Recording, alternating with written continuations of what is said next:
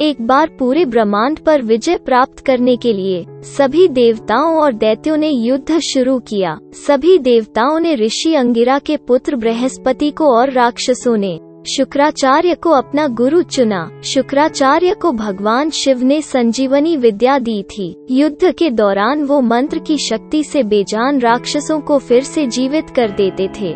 देवता राक्षसों को नहीं मार सके क्योंकि बृहस्पति को मंत्र का ज्ञान नहीं था।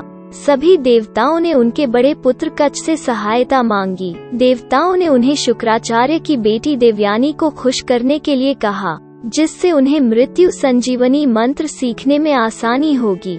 कच मान गया, वृषभवा के राज्य में गया और वहां शुक्राचार्य से मिला। अपना पूर्ण परिचय देने के बाद कच ने विनम्रता पूर्वक उनको शिष्यों के रूप में सेवा करने और 1000 साल तक साथ रह के ब्रह्मचर्य का अभ्यास करने की अनुमति मांगी। शुक्राचार्य ने उनके अनुरोध को स्वीकार कर लिया।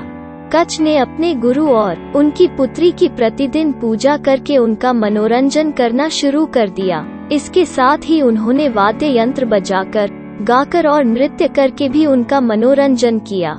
युवती देवयानी कच के पास रहती थी और उसे गाकर और सेवा करके भी प्रसन्न करती थी। 100 साल बीत गए। राक्षसों ने संजीवनी मंत्र सीखने के लिए कच को भेजने के बारे में देवताओं की योजना को समझा। एक दिन जब कच जंगल में गायों की रखवाली कर रहे थे, तो राक्षसों ने यह जानकर कि वह बृहस्पति का पुत्र था, उन्होंने उसका वध कर दिया। उसके शरीर को टुकड़ों में काट दिया और कुत्तों को खिलाया। गायों को बिना कच के जंगल से लौटते देख देवयानी को शक हुआ कि वो मर चुका है। उसने अपने पिता से पूछा और शुक्राचार्य ने मंत्र के साथ कच को फिर से जीवित कर दिया। एक दिन देवयानी ने उसे जंगल से फूल लाने को कहा। पुनः दैत्यों ने उसे कुचलकर समुद्र में विसर्जित कर दिया। कच के बारे में चिंतित होने के कारण देवयानी ने अपने पिता से अनुरोध किया और वो उसे फिर से जीवित कर दिए। तीसरी बार सभी राक्षसों ने कच को जला दिया और उसकी शेष राख को शराब में मिला दिया और शुक्राचार्य को पिला दिया। उदास देवयानी अपने पिता से अनुरोध किया।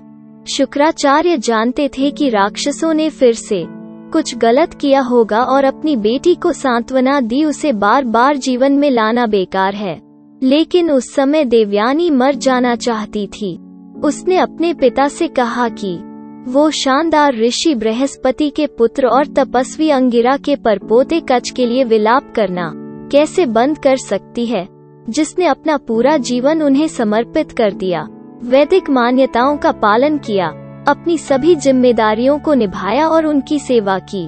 ब्रह्महत्या पाप से बचने के लिए शुक्राचार्य ने उसकी जान बचाने का फैसला किया। उन्होंने कच का नाम पुकारा। उसने धीरे धीरे गुरु के पेट के अंदर से पूरी बात को विस्तार से बताया और उनसे अनुरोध किया कि उन्हें फिर से जीवित न करें, क्योंकि यह शुक्राचार्य को मार सकता है। कोई दूसरा उपाय न होने पर शुक्राचार्य ने कच को अपने पेट के अंदर संजीवनी मंत्र सिखाया, जिससे दोनों जीवित रहेंगे। कच मंत्र की सहायता से ऋषि के पेट को फाड़कर बाहर निकल गया।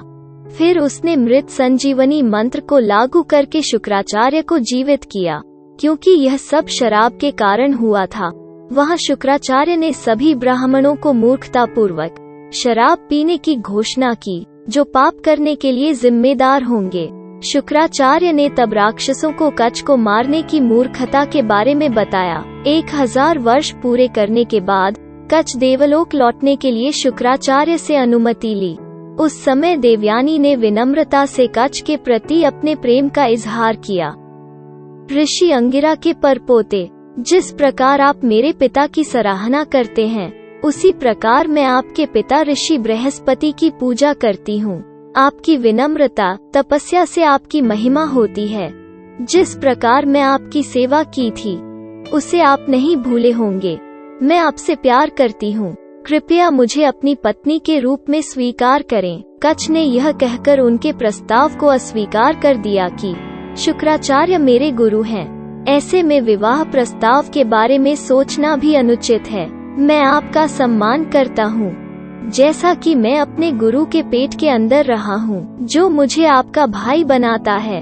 अपने पिता के प्रति अपनी जिम्मेदारियों को निभाओ और मुझे याद करो। मेरे मन में आपके लिए कोई क्षोभ नहीं है, मैं यहाँ शांति से रहा हूँ, अब मुझे जाने की इजाजत दें। यह सुनकर देवयानी ने उसे श्राप दिया कि उसकी संजीवनी विद्या कभी सफल नहीं होगी।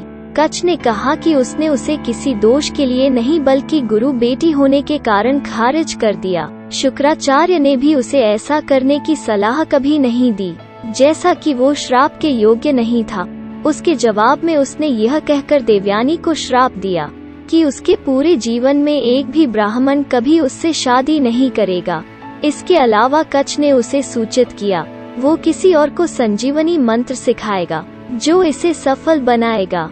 फिर कच्छ जल्दी में इंद्रलोक के लिए निकल पड़ा और वहां जाने के बाद सभी देवताओं ने उसकी बहुत प्रशंसा की। अगर आपको ये वीडियो पसंद आए तो कृपया हमारे चैनल को सब्सक्राइब करें और इस वीडियो को लाइक और शेयर करना न भूलें।